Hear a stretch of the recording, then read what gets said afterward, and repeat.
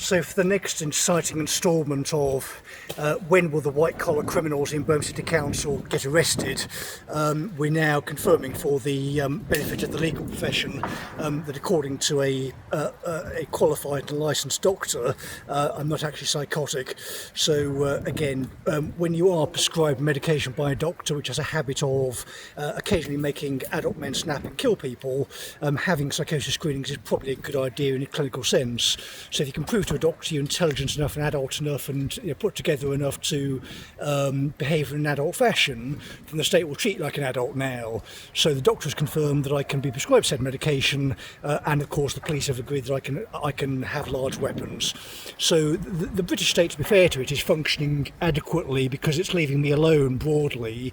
It's just that in Birmingham the iron grip of Labour, of course, is sucking everything into the black hole, so these women can fill their mouths with debased currency via printed money from central governments. So the idea that they would ever get police or auditors into that department is an anathema. So we would need tanks and lots of well-armed men to take Birmingham back, but you don't need a few well-armed men to audit the rent service. So you come in there with adult men, you say to the women with laptops, no, sorry, there's been a report of corruption in within your department. We need to investigate your laptop and your communications and see what you've been doing for 6 years. And you need to go through that with forensic database specialists, so time and date are very important as to what these people have been doing. So the woman at the whistleblowing outlet for Birmingham City Council, right, so this will be for serious matters that would affect the entire city, affect the lives of countless people within the polis, and the office is being run by these kind of people for 6 years during an international disaster. So because of the result of that, the logic behind the department now doesn't work. We cannot legally continue until various matters are resolved, but because of the various proximal criminals we cannot do that. So the most proximal criminal is Jennifer Southall, who's an incompetent former leisure centre manager who will just attack anyone and anyone for money while lying in every sentence. Her mate got caught during the pandemic by me and my team, so she's gone. So at the top of the organisation we just have a sort of nepotistic family who's sucking off the rent money while not providing a service, so she can be removed quite easily. Because the service though is so proximately corrupt, there's all sorts of lower level bent people fishing about, but you've got a corrupt HR department because they're following CIPD guidance, so I've been pumping toxic waste through the organisation. I've been repeatedly catching them, say I'm sorry this is dangerous, you catch one, then you catch another one, then another one, someone in the lawyer's office clears them out, or the commissioners clear them out, but nobody ever engages to insulate the organisation to make sure these people aren't getting in or aren't causing problems, so the problem persists, and because we can't be candid about these people gaining access, the organisation now cannot run because it's effectively run by a gang culture. So various people you've never spoken to, who have no actual authority, get a hold of a laptop and try and say, sir, I don't approve of your tone. And because they don't understand how the organisation works, you have to fire back. So I'm a court officer, I don't give a shit what you think. I'm involved with serious violence as part of the court process. If you're not involved in the department, I could not give a monkey's what you think unless you can clearly justify it in writing and come and speak with me, which clearly you're not going to do.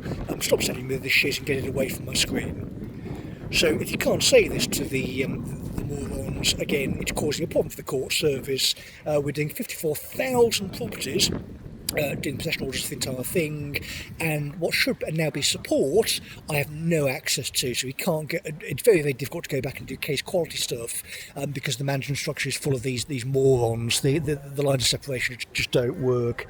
So you've got to get auditors in. Shelter should be coming in and do full case reviews while Jennifer Southall is removed from the department along with David Fern.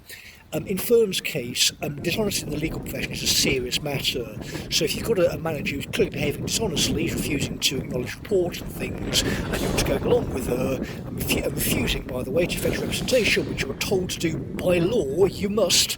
Various court cases, not obviously inferences back this up, and this person is behaving in that manner, he's being removed as well, because he's not honest, so he can't run the court service at Birmingham City Council. Honesty is a qualification for the job because you have to follow Nolan. So if your fellow court officers are spending 6 years doing what is effectively counterintelligence stuff in your department, and you're too dumb to not realise you probably shouldn't attack them after your mate got caught, hanging on to your profession may be quite difficult if the English legal profession is to actually survive in any kind of recognisable form.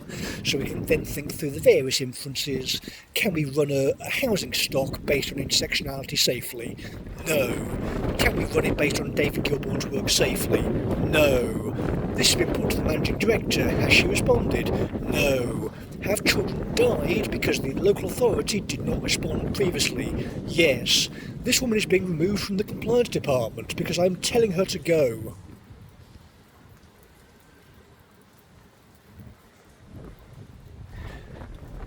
At some point in the future, legal proceedings will commence. There will be some kind of formal process that we'll have to engage in. So if I'm sitting outside a ward off Edinburgh Castle in the rain, while you little morons play around with computers in Birmingham, and the political leadership is now talking about bringing back a death penalty referendum to execute people like you may want to actually engage with criminal defence solicitors. For the record, we stop people from dying, we stop being thrown off the roof of police stations by corrupt coppers.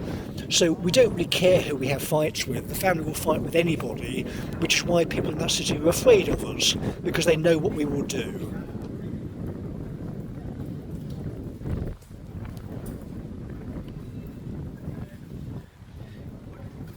You may think being a member of a law firm who has Google reviews saying these people want money is somehow prestigious, but that's not really what we're after at this point in the history of the family. We don't really care about money, because I don't need to care about money. I can live off nothing, and we have plenty of it. What we care is actually sort out that local authority so people are not being hurt and killed by idiots who've gained access to it illegitimately and now cannot be removed without input from the commissioners and police. If Max Corler thinks he's going to go into retirement peacefully when he's behaved like that, he is delusional.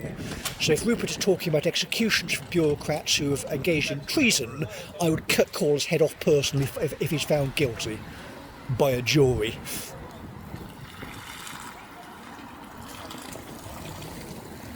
We are not running a court service. We're activists and gaining access to corporate communications, pumping stuff through my computer, which will be illegal to be around children unless someone like me were teaching its context critically. If that is coming through my computer screen in the middle of a working day, I'm stopping case management, and we are dealing with the person who's behaving like that with the corporate communications of a £5 billion local authority. That involves directors, the corporate communications guy, your HR department, all the managers said nothing about that behaviour, and all the people who did nothing about it in terms of the bureaucracy. When information security guys go in with forensics, you're going to find them, and some of these people are going to jail.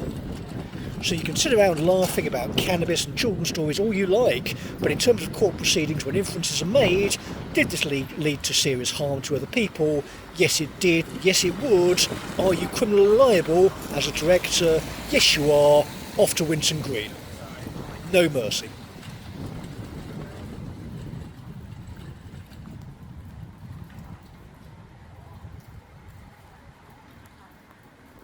In a civilised society, we don't actually expect our court officers to sit outside Edinburgh Castle tearing your arse out via satellite, because we can actually go in physically into our buildings and not be menaced by morons who shouldn't be there.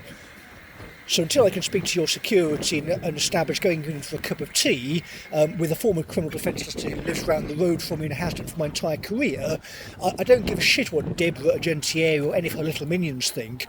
Go and fetch West Midlands Police rather than having them do theatre performances in Sutton Gymnasium.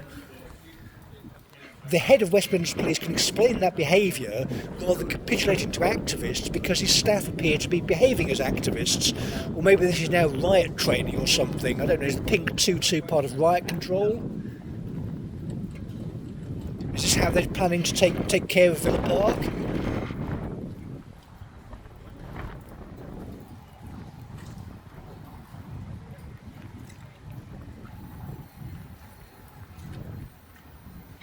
You can't make the McGraths disappear from the city. What do you expect us to do? Do you think the local law firm are going to shut up shop? Are they going to all resign? Is everyone going to resign? Is it just me who isn't resigning? Organisations keep being caught doing this stuff. It goes to court and it's embarrassing, and people in Scotland are now going to jail and doing serious jail time. If you're still in that bureaucracy tomorrow, do you want to be playing around? Do you want to go and actually fetch police and do it all?